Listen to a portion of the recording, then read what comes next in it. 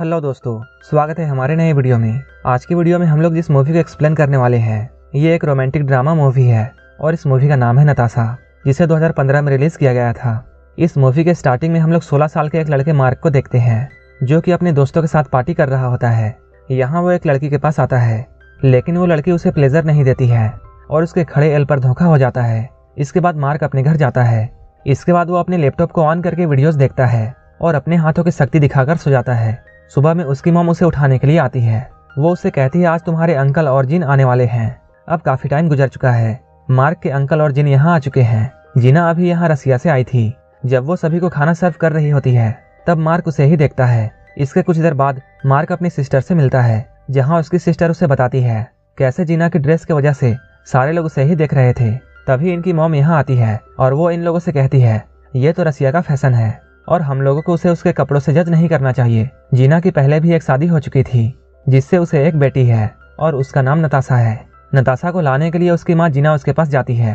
जब वो लोग रसिया से लौटती हैं तब फैमिली के सारे लोग उन्हें रिसीव करने के लिए एयरपोर्ट पर जाते हैं, जहाँ मार्क पहली बार नताशा को देखता है जिसकी उम्र 14 साल थी। कुछ दिनों के बाद मार्क के अंकल और जीना शादी कर लेते हैं। ये सारे लोग इस पार्टी में बहुत खुश थे, लेकिन इस पार्टी में नताशा बोर हो रही थी। तभी मार्क की मॉम मार्क को बताती है यहाँ हमारे बीच नताशा बोर हो रही है, इसलिए वो मार्क को उसे अपना घर दिखाने के लिए बोलती है।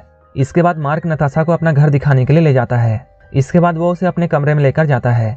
नताशा मार्क से पूछती है तुम यहाँ क्या क्या करते हो। मार्क उससे बोलता है मैं ज्यादातर अपने रूम में टीवी देखता हूँ। तब नताशा उससे पूछती है क्या तुमने यहाँ किसी लड़की के साथ मेकआउट नहीं किया है। ये सुनकर मार्क चौंक जाता है। वो नताशा से बोलता है तुम तो सिर्फ 14 साल की हो और तुम ऐसी बातें कैसे कर सकती हो। नताशा उससे बोलती है मैं बहुत सारे आदमियों के साथ ऐसा कर चुकी हूँ और अगर तुम चाहते हो तब मैं तुम्हारे साथ भी वैसा कर सकती हूँ। ये सुनकर मार्क उससे कहता है मेरे अंकल ने तुम्हारी मॉम से शादी कर ली है और इस वजह से हम लोग कजन हुए। ये सुनकर नताशा उससे बोलती है मैं अपने मॉम से बहुत नफरत करती हूँ और उनका कई मर्दों के साथ अफेयर रह चुका है और ये सब उसने अपनी आंखों से देखा है। ये सुनकर मार्क चुप हो जाता है। रात में मार्क की मॉम उससे बोलती है नताशा पहली बार इस देश में आई है और तुम्हें ही उसका ख्याल रखना होगा, तुम्हें उसके साथ समय बिताना होगा क्योंकि अभी यहाँ उसका कोई भी दोस्त नहीं है। मार्क अपनी मॉम की बातों को सुन रहा था, लेकिन सिर्फ वही जानता था कि नताशा कैसी लड़की है। अगले दिन मार्क नताशा के घर पर जाता है। यहाँ जीना उसे बताती है नताशा को अकेले रहना पसंद है, वो काफी अलग है और अगर वो कभी तुमसे गुस्सा हो जाए तब तुम बुरा मत मानना। इसके बाद नताशा की मॉम उसे बाहर बुलाती है, लेकिन उन दोनों के बीच में कुछ बात को लेकर अनबन चल रही थी। इस वजह से नताशा बहुत गुस्सा थी और वो यहाँ से चली जाती है। इसके बाद मार्क भी उसके पीछे पीछे आता है। उससे मिलकर मार्क पूछता है आखिर बात क्या है। नताशा उससे बोलती है वो अपनी मॉम की शक्ल भी नहीं देखना चाहती है। मेरी मॉम मुझे यहाँ लेकर आई है और तभी से मेरी लाइफ बिल्कुल बोरिंग हो चुकी है। इसके बाद मार्क उसे अपने दोस्त रूफर के पास लेकर जाता है, जहाँ नताशा रूफर से मिलती है। इसके बाद नताशा मार्क से रूफर के बारे में पूछती है। मार्क उसे बताता है उसके पेरेंट्स का डिवोर्स हो चुका है और रूफर यहाँ अकेला रहता है।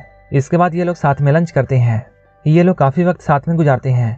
इसके बाद जाते हुए नताशा उससे बोलती है कल मैं तुम्हारे घर पर आऊंगी।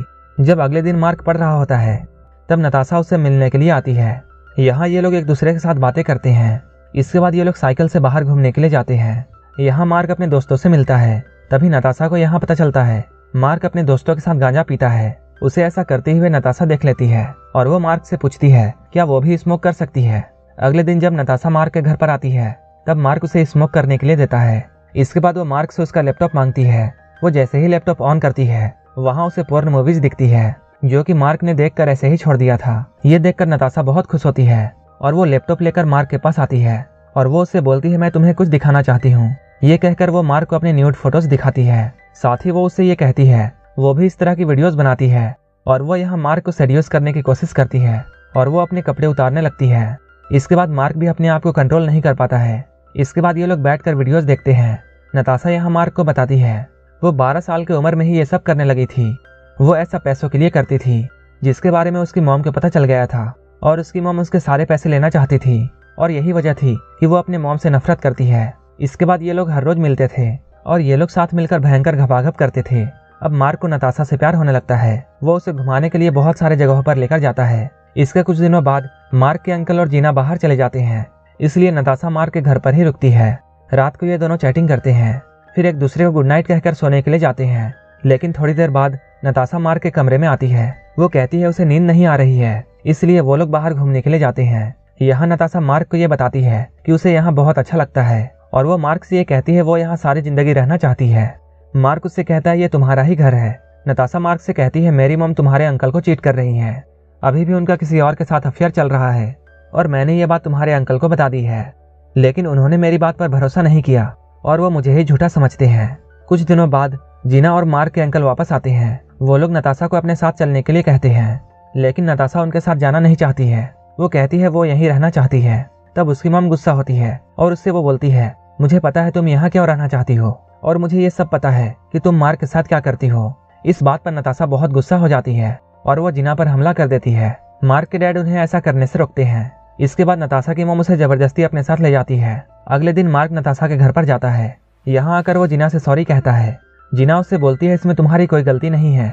यहाँ वो नताशा की बुराई करती है और कहती है वो एक बहुत बिगड़ी हुई लड़की है, उसके कई बड़े बड़े मर्दों के साथ अफेयर रह चुके हैं, लेकिन तुम तो अभी बच्चे हो। ये कहकर वो मार्क को यहाँ से जाने के लिए बोलती है। जीना यहाँ मार्क को नताशा से मिलने नहीं देती है।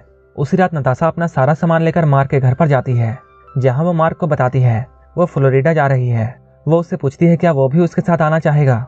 ये कहते हुए वो उसे बताती है मेरी मॉम और तुम्हारे अंकल का डिवोर्स हो चुका है और ये सब मेरी वजह से ही हुआ है, क्योंकि मैं तुम्हारे अंकल के साथ सोई थी ताकि उन दोनों का रिश्ता खराब हो जाए, क्योंकि मैं ऐसा नहीं चाहती थी कि मेरी मॉम तुम्हारे अंकल की जिंदगी बर्बाद कर दे। उस रात नताशा मार्क के घर पर ही रुकती है। जब सुबह होती है तब मार्क अपने बचाए हुए कुछ पैसे उसे देता है ताकि उसकी थोड़ी हेल्प हो जाए। इसके बाद जैसे ही सुबह होती है नताशा अपना सारा सामान लेकर यहाँ से चली जाती है। यहाँ मार्क के फैमिली वाले ये सोचकर बहुत परेशान थे कि मार्क के अंकल ने इतनी जल्दी अपनी शादी क्यों तोड़ दी, क्योंकि मार्क के अलावा यहाँ किसी को भी पता नहीं था कि इसके पीछे की वजह क्या है। मार्क इन्हें कुछ भी नहीं बताता है। वहीं मार्क का दोस्त रूफर उसे बार बार कॉल कर रहा था, लेकिन मार्क उसका कॉल नहीं उठा रहा था। कुछ दिनों बाद जब मार्क रूफर के घर में जाता है तब वो नताशा को यहाँ देखता है। तब रूफर उससे ये बोलता है मैं यही बात तुम्हें बताने के लिए बार बार तुम्हें कॉल कर रहा था, लेकिन तुम मेरा कॉल रिसीव नहीं कर रहे थे। रूफर मार्क से ये बोलता है नताशा यहाँ मेरे साथ सेफ रहेगी। तभी वहाँ नताशा आती है और वो मार्क की तरफ गुस्से से देख रही होती है। इसके बाद मार्क भी बहुत गुस्सा हो जाता है। वो यहाँ बहुत उदास था क्योंकि वो नताशा से प्यार करता था, लेकिन उसने उसे धोखा दे दिया और ये मूवी यहीं पर खत्म हो जाती है। अगर आपको ये मूवी अच्छी लगी हो तो एक लाइक जरूर कर देना और ऐसे ही मूवीज के लिए मेरे चैनल को जरूर सब्सक्राइब कर लेना। तो मिलते हैं हमारे नेक्स्ट वीडियो में।